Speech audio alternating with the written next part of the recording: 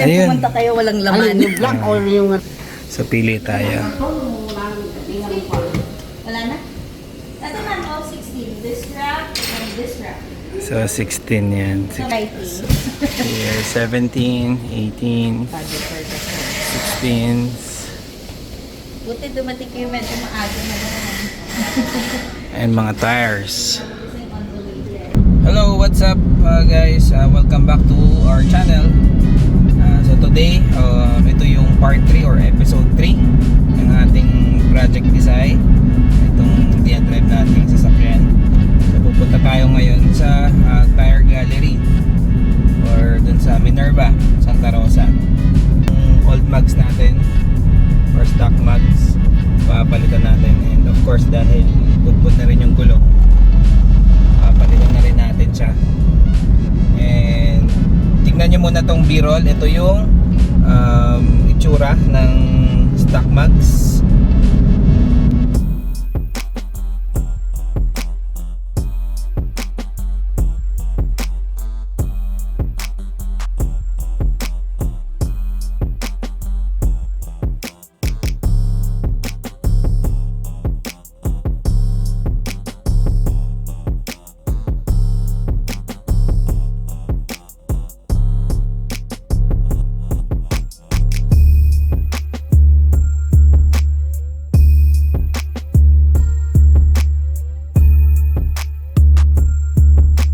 Nakita nyo nga no, yung old mags or yung stock mags. So ngayon, tara samahan nyo kami. Pupunta tayo dun sa Minerva, Santa Rosa para magpapalit and para makita nyo rin kung ano ipapalit natin. Let's go!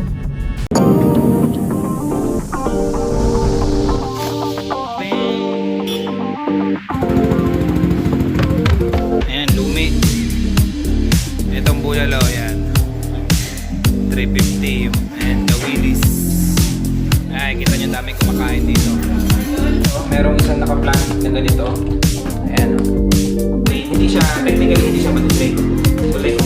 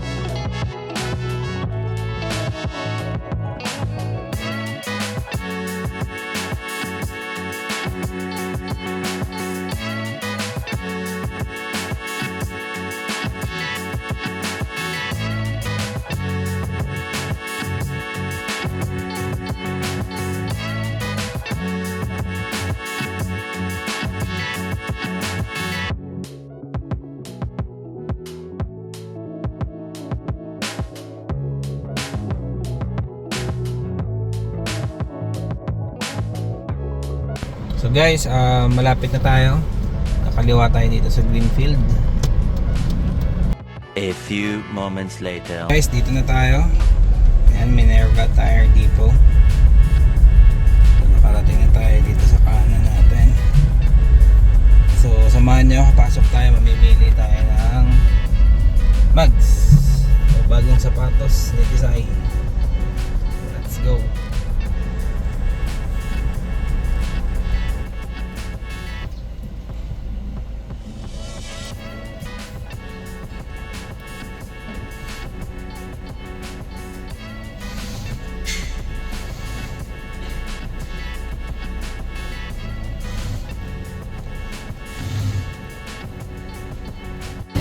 So, anong size kung na-decide nyo? Mag 16 ka na 16 pa. May bago tayong dating naka-refill na.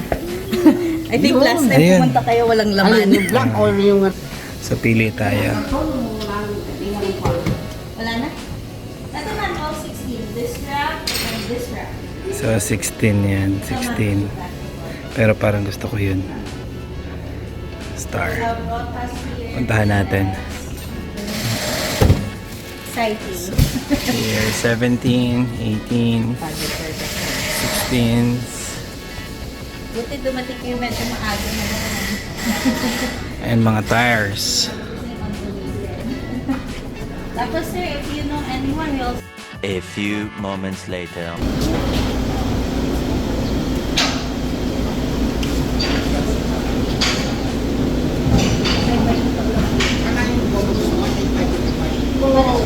Kunin mo yung This one.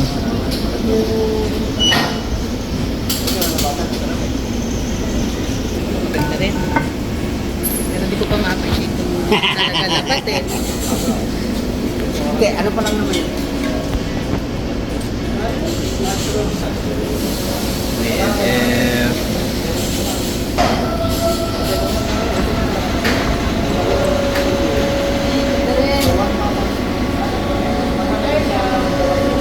Ang Honda talaga. So ito napili natin.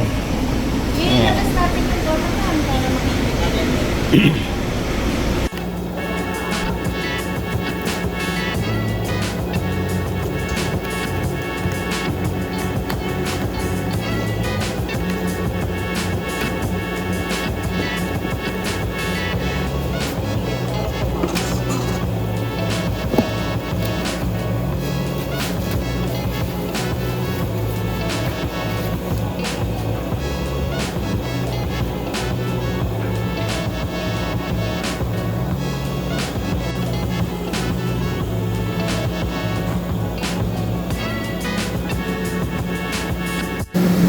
So ito yung napili natin. Yan. BLF. BLF 51. Gunmetal machine. Yung finish niya. Offset 35. Ang pinili natin gulong 195 by 50. So yun yung box niya. Hindi ko na na-unbox kasi nagsettle tayo sa loob.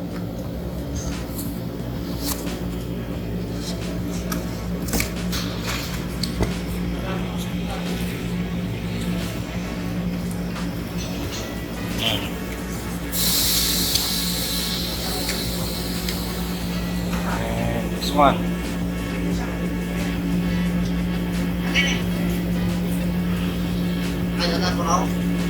So two-tone siya. Ito yung gunmetal tapos ito yung pinaka silver or chrome.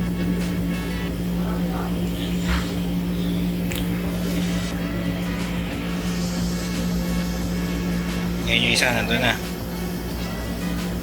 Let's go! Apollo 19550 R16. Videoan lang natin yung pagkabit. Ayan. So ikakabit na nila.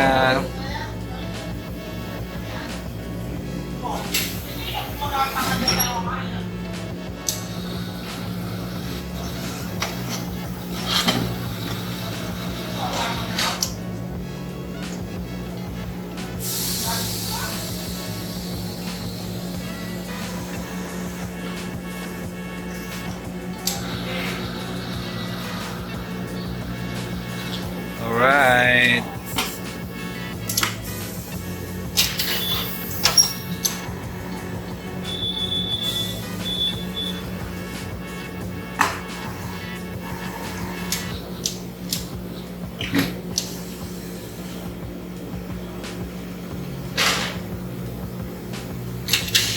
Ang angas ni Tisay. Hindi pa natin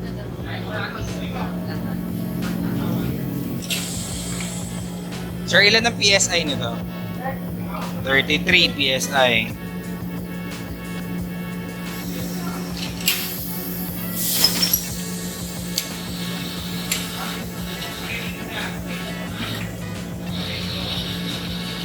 Nga so. Nag-50 tayo kaya medyo numipis to. Yan. Pag 55 medyo makapataas ng ganun. Tapos 195 yung pinakang lapad niya. Dito 195. Magto 205 sana tayo kaso masyado ang ano eh. Saka walang stock ng ibang tires. Na iba. So mararamdaman natin yan kung may pagbabago dun sa performance o dun sa experience natin sa loob ng sasakyan. Sir, tanong, kung ito na yung gulong ko, pati mags, ang spare tire, okay lang na same size ng ganun. Wala namang problema. No? Ayan. Kasi first time natin magpalit. So, uy, gulat ako. 17 pa lang. Uy. Fireworks. Ito, angas, grabe, ganda. So yung spare tire natin, sa yung stock, pili lang tayo ng kung ano yung makapal dun. Para yun ang spare tire natin. Tapos, syempre, ito yung mga nakakapit. Tapos may kasama ng lug nuts to. So pakita ko sa inyo yung shop nito sa labas. Ayan yung sasakyan. Ayan si Tisay. Pakita ko lang sa inyo yung store natin dito. Or store nila, hindi ko store. Ayan. Nexen Tire, Maxxis, Yokohama, Dunlop, Toyo Tires, Toyo. Lahat may Toyo. BF Goodrich, Minerva Tire, Depot. Dito yan sa Santa Rosa. Sa May Eaton. May Nankang din pala sila. Apollo Tires, yan yung napili natin. Malaki yung store dito. Malaki na store nila. So, tandaan nyo, ayan yung stock. Oh. Ayun, magwi-wheel balancing na. Lalagyan to ng mga weights. Ayan. So, wheel balancing tawag dito. Tama sir, no? Wheel balancing, no?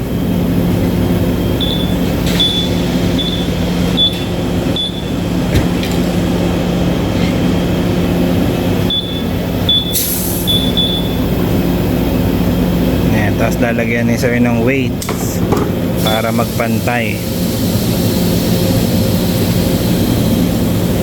Ang galing ng mga technology o machine ngayon.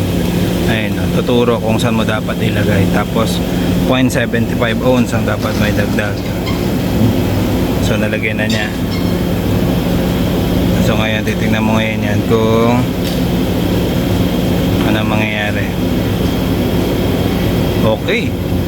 Okay na, balance na.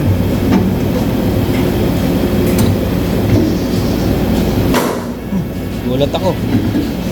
May pumuputok dun. Okay. Ayun o, inahanginan niya iba. Nakakabit yung center cup.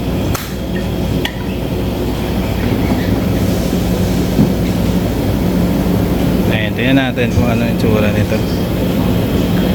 Kung gaano siya ka hindi balanse.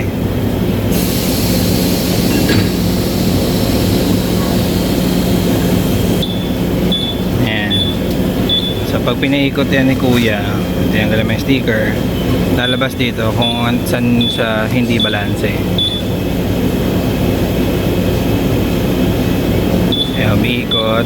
Ayun, 0.25, 0.25. Tapos may arrow kung saan niya lalagay ng 0.25. Ayan o.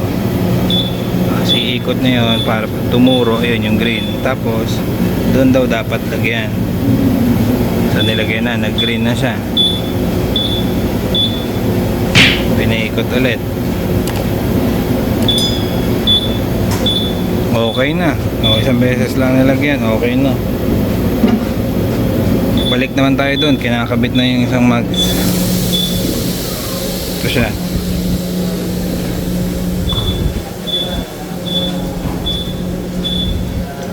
Ang angas.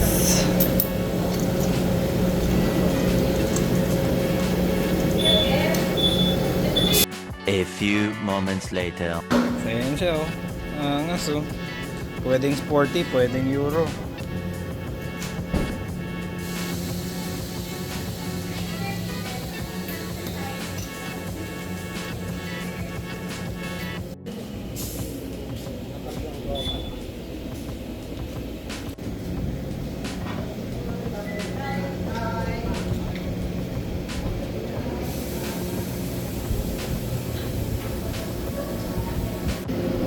Ayan, Nakakabit na.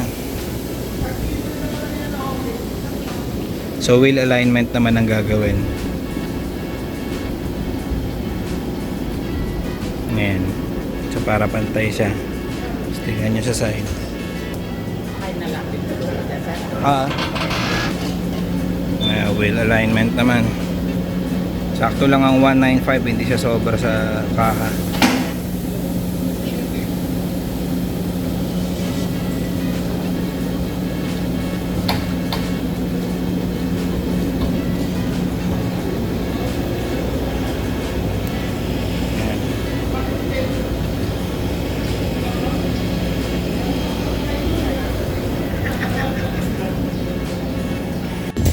So yun yung stock.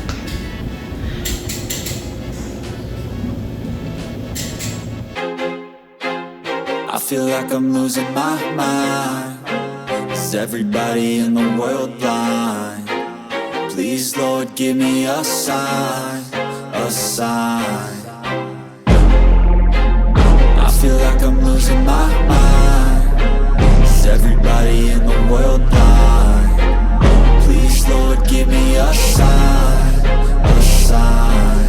I wanna be the greatest. Everybody on the fake shit. I look around and feel like everybody is the fakest. I make this every day and I'm impatient, hoping one day I blow up from the basement. Statement, the top is so vacant. I don't hear shit that I think is amazing. Waiting for my day when I'm playing. So nakabit na. Try natin, test kung matagtag ba. Busina na lang tayo sa kanila. Salamat po.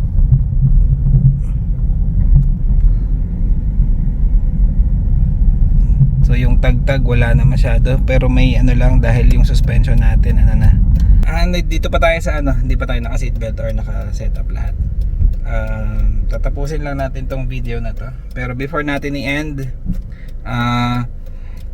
all goods, maganda yung service, maganda yung lahat. Ang daming mugs nila, nakaka-overwhelm.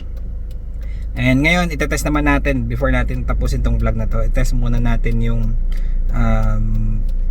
performance, kung kamusta yung para ma-compare natin dun sa yung lumang mugs and gulong, tapos dito sa bagong mugs and bagong gulong.